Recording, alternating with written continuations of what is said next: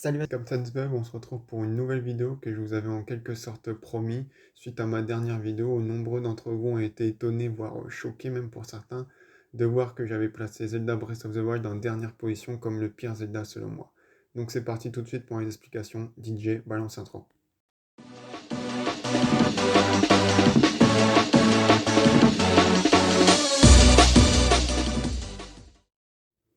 Alors je tiens à clarifier une nouvelle fois, lorsque je dis que Breath of the Wild est le pire Zelda selon moi, ça ne veut évidemment pas dire que c'est un mauvais jeu intrinsèquement, juste je ne l'aime pas, je ne prends pas de plaisir en y jouant.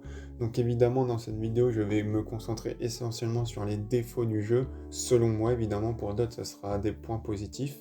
Donc je vais pas énumérer les nombreuses qualités qu'a le jeu, vu qu'évidemment il en a, il y a plein de petits détails qui sont sympas, nombreux m'en ont parlé. Donc il y en a également beaucoup qui m'ont dit que c'était le Zelda que voulait Miyamoto, donc avec le retour aux sources par rapport au premier Zelda. Mais malgré ça, ça n'empêche pas que je ne l'apprécie pas, je ne prends pas de plaisir. Et je retrouve pas l'essence Zelda, entre guillemets, qui m'avait fait tant aimer la saga, malgré tous les jeux Zelda auxquels j'ai joué. Donc c'est parti. J'ai énuméré 6 gros défauts pour moi dans ce Zelda qui font que je ne l'apprécie pas, pour certains à sa juste valeur. Donc le premier gros défaut pour moi, c'est le manque d'histoire, le manque de narration. Il y a vraiment pour moi un souci avec ça. Pour le coup, on rejoint vraiment le premier Zelda où il fallait juste aller se taper contre Ganon. Alors, il y en a qui vont dire que c'est à peu près ça dans tous les Zelda, et c'est un petit peu vrai si on résume grossièrement, mais il y avait quand même une histoire, un lore autour. Là, bon, il y a un petit peu avec la guerre il y a 100 ans qui a été perdue avec les prodiges et tout, mais c'est très très léger. Il y a vraiment très peu de narration durant le moment où on joue. Alors il y a certes le principe avec les souvenirs et tout qui nous raconte un petit peu de récit, et qui est sympa, l'idée est très bonne. Mais encore une fois, en pratique c'est un peu moins bon, vu que déjà les souvenirs, c'est pas dit qu'on les a au bon moment. Ça se dit on va se taper un souvenir avec les auras au moment où on est à la fin du jeu, et c'est encore moins dit qu'on les a dans l'ordre, pardon. Donc voilà, après c'est sûr c'est un travail de recherche pour le joueur, mais je trouve ça un petit peu dommage. Et ça rejoint le fait aussi qu'il y a très peu de scènes marquantes dans ce Zelda. Vu qu'il y a très peu de narration, voilà, les trois quarts du temps, on se balade dans les rues, et voilà. En réfléchissant comme ça, j'ai pas de scène marquante vraiment en tête de ce jeu, alors que j'en ai quasiment pour tous les autres Zelda. Le second point noir pour moi, ce sont les donjons. Alors c'est une volonté des développeurs de modifier entre guillemets ce code qui était devenu un classique de Zelda. Donc ils ont voulu revisiter le système de donjons. C'est tout à leur honneur, mais ce système il est vraiment bancal. Voilà, personnellement j'ai pas accroché aux donjons. Pourtant l'idée de base que faire que les 4 donjons ça soit des créatures divines, c'était plutôt sympa. Voilà, il y en a qui disent qu'il n'y avait pas assez de donjons. Pour moi on peut très bien y avoir que 4 donjons, mais des très très bons donjons avec tout ce qu'il y a autour également. Voilà, mon Zelda préféré c'est Majora's Mask, il n'a que 4 donjons, mais avant les donjons il y a plein de trucs, et même les donjons en soi sont très remplis. Là, voilà, les donjons sont très similaires, c'est-à-dire à l'intérieur, limite on fait pas la différence entre les 4. L'ambiance est tout le temps la même, alors qu'avant dans les Zelda, entre chaque donjon, chacun avait son identité. Là, c'est quasiment pareil. Il y a très peu de musique, très peu d'ambiance sonore dedans. Les ennemis sont pas marquants, ils sont tous similaires. Les boss, les 4, voilà, c'est des ombres de Ganon. Alors, ils sont un petit peu différentes, mais grosso modo, c'est les mêmes. Et donc, pareil, il n'y a pas de boss marquant. Les énigmes au sein des donjons sont pas non plus très réussies, je trouve. On s'ennuie pas mal et on a très vite envie de passer à autre chose quand on est dans un donjon, alors que c'est un petit peu le cœur normalement de Zelda. Et du coup, le problème également, c'est qu'on passe très vite d'une région à une autre. Alors certains vont me dire oui, mais t'as plein de quêtes à faire, tu peux explorer ces zones. Mais je vais en revenir après, et l'exploration n'est pas très attractive. Donc ça fait que pour des joueurs comme moi qui n'accrochent pas, on fait le donjon 1. Une demi-heure après, on est au donjon 3 limite. C'est voilà. Donc un mauvais point pour moi. Le troisième point concerne la map qui est pour moi trop vide. Certes, on a une grande map, on a un open world, c'est cool, on peut se balader partout, mais je préfère largement un jeu plus linéaire à la Skyward Sword où on ne s'ennuie pas, plutôt qu'un jeu comme Breath of the Wild où certes on peut se balader partout et nulle part, mais où on se fait un peu chier. Je trouve la map relativement vide et mal exploitée, il y a très peu de villes, de villages, même si c'est en partie justifié par le scénario. Mais voilà, globalement on se balade, on tombe sur un camp d'ennemis, on les défonce, on récupère un petit coffre. Alors c'est cool, il y a pas mal de récompenses un petit peu partout, mais c'est vite redondant et lassant. Ça donne pas très envie de partir à l'exploration une fois les premières heures de jeu passées. Je trouve ça assez ennuyant, répétitif, ça donne pas très envie. De même, les grandes régions donc, qui correspondent aux 4 prodiges, je trouve qu'elles sont très mal exploitées. À peine arrivé, à peine on peut directement faire le donjon. Alors encore une fois, il y en a qui vont me dire oui, mais c'est aux joueurs de faire d'autres quêtes et tout avant pour rallonger entre guillemets la durée du jeu. Mais je trouve dommage qu'il n'y a pas d'autres péripéties, que le jeu intègre d'office, un peu comme à la Majora's Mask, où avant chaque donjon, il fallait faire plein de petits trucs pour arriver au donjon, et où ça prenait beaucoup plus de temps. Pareil, on a les sanctuaires, il y en a des centaines littéralement, qui clairement servent à meubler un petit peu cette map qui est très vide et à compenser le manque de donjons.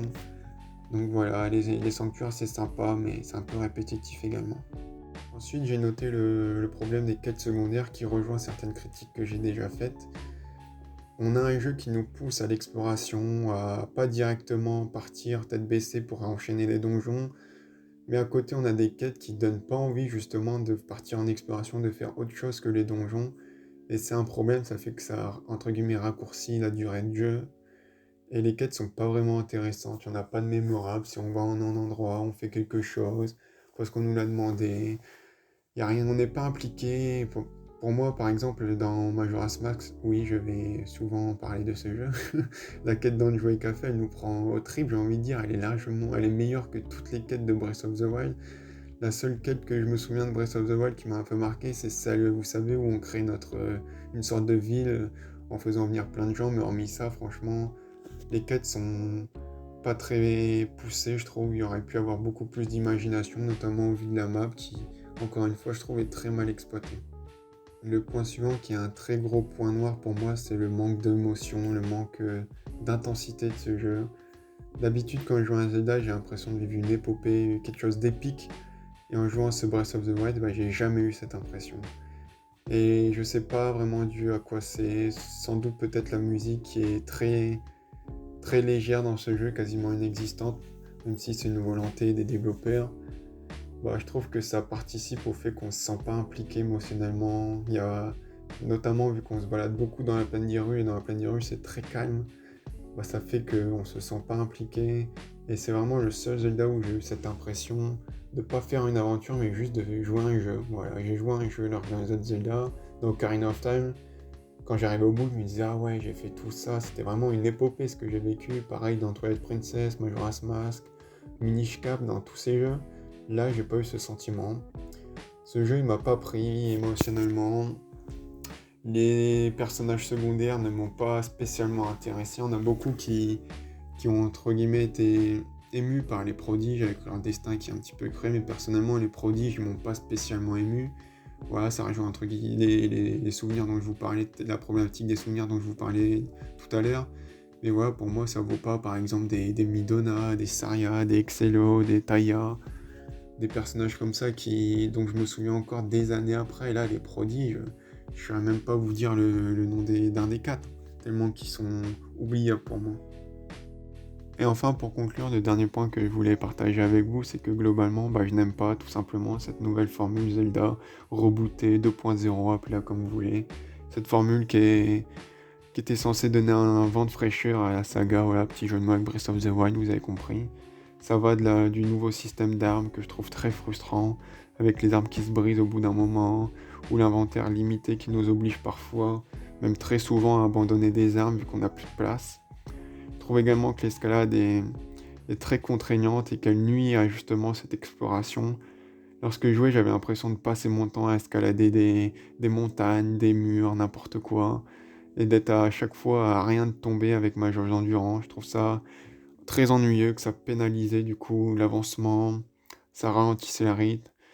Et donc voilà, globalement, je n'aime pas cette nouvelle formule qui a certes le mérite de proposer quelque chose de nouveau, de sortir des chantiers battus. Voilà, pour certains, les Zelda de ces dernières années se ressemblaient tous, la licence s'essoufflait et avait besoin de se renouveler. Mais personnellement, je suis pas trop d'accord avec cet avis. Je trouve que les Zelda, malgré un tronc commun, étaient très différents avec chacun une identité forte. Et je trouve que Breath of the Wild est un Zelda qui est fade, et qui ne me procure aucune émotion. Et c'est bien ça le problème avec ce jeu, c'est que je ne ressens rien en y jouant. Et du coup, voilà, on arrive à la fin de la vidéo. Je vous remercie beaucoup si vous êtes arrivé jusque-là, de l'avoir visionné. N'hésitez pas à écrire un petit commentaire pour me donner votre avis sur le jeu ou si vous avez des points que j'ai dit avec lesquels vous n'êtes pas d'accord. Tant que c'est dit poliment avec le respect, ça ne me pose aucun souci que des gens ne soient pas d'accord avec moi ou remettent en cause ce que j'ai dit. Donc voilà, à la prochaine.